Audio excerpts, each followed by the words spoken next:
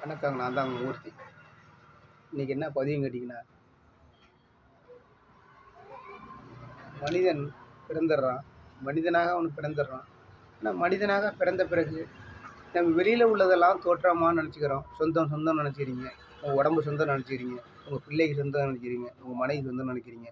உங்க வீடு சொந்தம்னு நெனச்சுக்கிறீங்க. உங்க பணம் சொந்தம்னு நெனச்சுக்கிறீங்க. எல்லாமே உங்க சொந்தம் சொந்தம்னு நெனச்சுக்கிறீங்க. ஆனா உண்மையான சொந்தம் எதுவுமே கிடையாது. உண்மையான சொந்தம் உனக்குள்ள இருக்கிற உயிர் இருக்கு. அது மட்டும் தான் உண்மையான சொந்தம். பாக்கி எல்லாமே சொந்தம் கிடையாது. அதில் வெளியில் உள்ளது எல்லாமே சொந்தம் கிடையாது. உள்ள உள்ளுக்குள்ள உனக்குள்ள தெரியாமல் ஒரு பொருள் இருக்கு, அதுதான் மட்டும்தான் சொந்தம். வெளியில் உள்ள பொருள் பூரா சொந்தம் சொந்தம் நினைக்கிறீங்க, எதுவுமே சொந்தம் கிடையாது. நீ கோடி கோடியாக கட்டி வீடு கட்டி வச்சிருப்ப, வீடு கட்டி வச்சிருப்ப, அது கூட உனக்கு சொந்தம் கிடையாது. நீ அவ்வளோ கஷ்டப்பட்டு ஒரு பிள்ளையை வளர்த்து நல்லா படிக்க வச்சு நல்லா பண்ணி எல்லாம் செஞ்சுருப்ப. அவன் பின்னாடி அவன் கல்யாணம் பண்ணி அவன் சொகுசாக அவன் வாழ்க்கையை போயிடுவான். ஆனால் அந்த நேரத்தில் உன்னை மறந்துடுவான். அப்போ அவனே உனக்கு சொந்தம் கிடையாது. எதுவுமே சொந்தம் இல்லை. எதுவுமே உனக்கு சொந்தம் கிடையாது. நீ போட்டுக்கிற ட்ரெஸ்ஸு கூட உனக்கு சொந்தம் கிடையாது, சரியா? ஆனால் எல்லாமே வெளியில் உள்ள வெளி தோற்றம் ஃபுல்லாக சொந்தம் நினைக்கிறீங்க. ஆனால் உனக்குள்ள உள்ளுக்குள்ளே ஒரு தோற்றம் ஒன்று இருக்குது. அதுதான் உண்மையான நிரந்தரமான சொந்தம். வேறு எதுவுமே சொந்தம் கிடையாது. உனக்கு நிரந்தரமான சொந்தம் ஒன்றே ஒன்று என்னன்னா ஒரு உயிர் தான். அதனால் ஒவ்வொருத்தரும் அந்த உயிரை தான் நினைக்கணும் தவிர பாக்கி வெளியில் உள்ளதெல்லாம் நீ ஆசைப்பட்டதெல்லாம் வேஸ்ட்.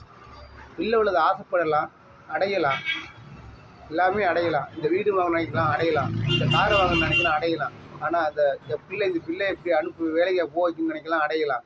நீ எல்லாம் ட்ரெஸ் போட்டுன்னு நினைக்கலாம், அடையலாம். ஆனால் உனக்குள்ள ஒரு மூச்சு இருக்க, அதை அடைய முடியாது. வெயிட்னா அடைய முடியாது, திருப்பி அடைய முடியாது.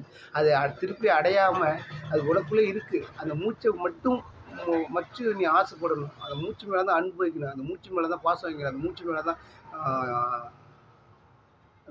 தான் பாசம் வைக்கணும். அது மேலே தான் எல்லாமே வைக்கணும். அப்போ அந்த மூச்சு மேலே நீ பாசத்தை வச்சுப்பாரு. நீ வெளியில் உள்ளதெல்லாம் பாசத்தை வச்சு ஒன்றுமே நிரந்தரம் கிடையாது. நீ பெரிய ஒரு வீடு கட்டி அது சொகுசாக வாழ்னப்ப அது ஒன்று நிரந்தரமாக கிடையாது. அதனால உனக்குள்ளே இருக்கிற மூச்சு இருக்குது, அந்த மூச்சு தான் நிரந்தரம். அந்த உயிர் தான் நிரந்தரம். வேறு எதுவுமே நிரந்தரம் கிடையாது. இப்போ அந்த உயிர் தான் சிவன்.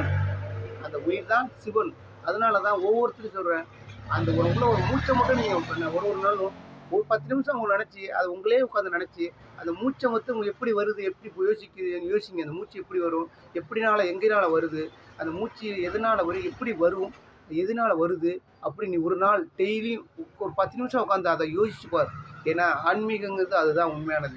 மனிதனுங்கிறது உனக்குள்ள இருக்கிற மூச்சை தான் ஃபஸ்ட்டு நீ தேடி பார்க்கணும் தவிர வெளியில் உள்ள பொருள்லாம் தேடி வேஸ்ட்டு. எவ்வளோ பொருள் வெளியில் உள்ள தேடுவோம், அது அழிஞ்சிடும். ஆனால் உனக்குள்ளே இருக்கிற பொருள் ஒன்று இருக்குது, அதுதான் உன் உயிர்.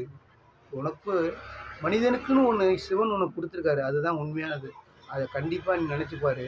அதில் ஒரு பொக்கிஷம் இருக்குது. அந்த பொக்கிஷம் தான் அது நீயே தேடி பார்த்தா தான் தெரியும். அது நானாக தேடி சொன்னால் அது பொக்கிஷம் வேஸ்ட். அது நீயா தேடி பார்த்தா அந்த பொக்கிஷன் ஒரு மலர். அதுதான். Good bye.